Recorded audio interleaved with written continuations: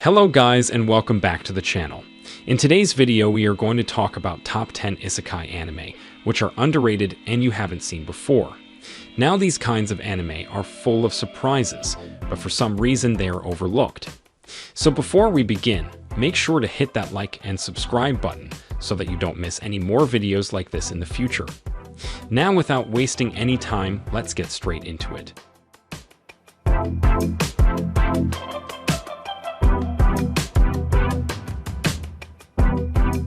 Didn't I say to make my abilities average in the next life? Misato Kurihara has spent most of her life standing out from the crowd due to her exceptional personality, so she has never known the joy of having close friends or the experience of living a normal life. However, following her untimely death, she was transported to a divine realm to be reincarnated, and was granted one wish to boot. Thinking about the ordinary life she had always desired, she wished to be born as a normal person with average abilities for the world she would resurrect in. Reborn as Adele von Asham, the daughter of a nobleman, she possesses magical abilities far beyond the average. Still wanting to live the life she desired, she leaves her home and enrolls in a hunter school in a distant kingdom under the alias Mile. However, no matter how hard she tries to conceal her overwhelming power, achieving her goal will be difficult, especially when confronted with the crazy situations that ensue. Now and then, here and there. Shuzu Shu Matsutani goes about his daily life in peace. He has friends, a crush, and a kendo obsession. Shu, depressed after losing to his kendo opponent, climbs a smokestack to watch the sunset, where he meets Lala Ru, a quiet, blue-haired girl wearing an odd pendant. Despite her uninterested, bland responses, Shu attempts to befriend her. His hopes are dashed, however, when a woman and two serpentine machines appear out of nowhere with one goal in mind: to capture Lala Ru.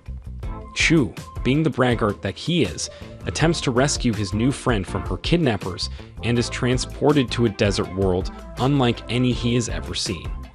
Despite the circumstances, Shu is only concerned with saving Lala Ru until he is severely beaten by some soldiers. As he soon discovers, Lala Ru has the ability to manipulate water, and her pendant is the source from which she can summon the liquid, a scarce commodity in his new environment. However, the pendant has gone missing, and Shu is the prime suspect. Aima, Soko ni Iru Boku is the haunting story of a dystopian world and Shu, who must endure torture, hunger, and war squalors in order to save the lonely girl he discovers sitting atop a smokestack. Restaurant to Another World. Nikoya Western Restaurant is a popular eatery on a street corner in a Tokyo shopping district. This eatery is popular among Tokyo residents because it serves both traditional Japanese fare and Western dishes. However, this seemingly ordinary restaurant is also popular with a different type of customer. While it is commonly assumed that the restaurant is closed on Saturdays, the truth is that on this special day each week, its doors are open to visitors from other worlds.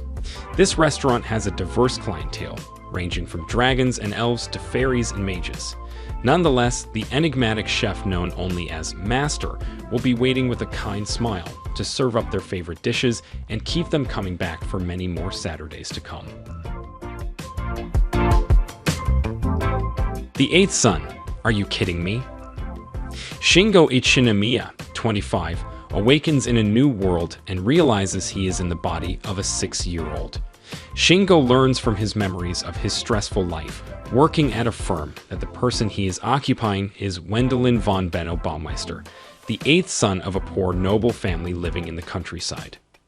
Wendelin, now aware of his bizarre situation, strives to improve his financial and social standing. His newly discovered great magical aptitude may be exactly what he needs to accomplish that goal. Gate. Off-duty Yuji Itami, a Japan Self-Defense Forces (JSDF) officer and otaku, is on his way to a doujin convention in Ginza, Tokyo, when a mysterious portal in the shape of a large gate appears out of nowhere. Supernatural creatures and warriors in medieval armor emerge from this gate, charging through the city, killing and destroying everything in their path. Yuji saves as many lives as he can while the rest of the JSDF focuses their efforts on stopping the invasion. Yuji has been tasked with leading a special recon team as part of a JSDF task force that will be sent to the world beyond the gate, now known as the Special Region, 3 months after the attack. They must travel into this unknown world to learn more about what they are dealing with and to make friends with the locals in the hopes of establishing peaceful relations with the ruling empire. If they fail, they will be forced to take part in a devastating war that will engulf both sides of the gate. Outbreak Company. Shinishi Canoe is a reclusive otaku who is well-versed in anime, manga, and video games. He is kidnapped and transported to the Elden Empire, a fantasy world filled with elves, dragons, and dwarves, one day after applying for a job in the hopes of escaping his secluded lifestyle. Shinichi, who is trapped in this strange land, is assigned an unlikely task by the Japanese government to spread otaku culture throughout the realm by becoming a otaku missionary. Shinichi has the full support of the Japanese government, as well as the half-elf maid Muso and Princess Petrarca of the Elden Empire, to complete his mission. Together with this motley crew, he will overcome the obstacles of politics, social classes, and ethnic discrimination in order to promote the otaku's ways in this holy land. Gringle of Ashes and Fantasies. Fear, survival, and instinct thrown into a foreign land with only hazy memories and the knowledge of their name, they can only feel these 3 emotions deep within their souls. A group of strangers is forced to accept the only paying job in this game-like world, that of a soldier in the reserve army, and to eliminate anything that threatens the peace in their new world, Grengar. When all of the stronger candidates band together, the survivors must form a party. Minato, a charismatic leader and priest, Haruhiro, a nervous thief, Yun, a cheerful hunter, Shigeru, a shy mage, Maguzo, a kind warrior, and Ranta, a rowdy dark knight. Despite the similarities, this is not a game. There are no redos or respawns. It's kill or be killed. It is now up to this motley crew of unlikely fighters to stay together in a world where life and death are separated by a razor's edge. In another world with my smartphone, God, in an unthinking blunder, accidentally kills Tuya Mochizuki with a stray bolt of lightning. As an apology, God grants him one wish and the opportunity to relive his life in a magical fantasy world. Tuya gladly accepts the offer and asks for only one wish, to keep his smartphone with him as he embarks on his journey into this mysterious world. Starting over in this new world, Tuya discovers it is full of magic, which he enjoys, and cute girls vying for his attention. These girls, the twins Linz and El Silveska, Yumina Ernia Belfast, Lean, and Ye Kokono, provide Tuya with endless romantic frustrations as he discovers the secrets of this new world. Axel World. Haruyuki Arita is an overweight, bullied middle schooler who escapes through online gaming, but one day he discovers that all of his high marks have been surpassed by Kuroyu Kime, the popular vice president of the student council. She then invites him to the student lounge and introduces him to Brain Burst, a program that allows users to speed up their brainwaves to the point where time appears to stand still. Brain Burst also functions as an augmented reality fighting game, with users needing to win duels against other players in order to gain more points to accelerate. However, if a user loses all of their points, they will no longer be able to use Brain Burst. Kuroyu Kind explains that she chose to show the program to Haruyuki because she needs his assistance.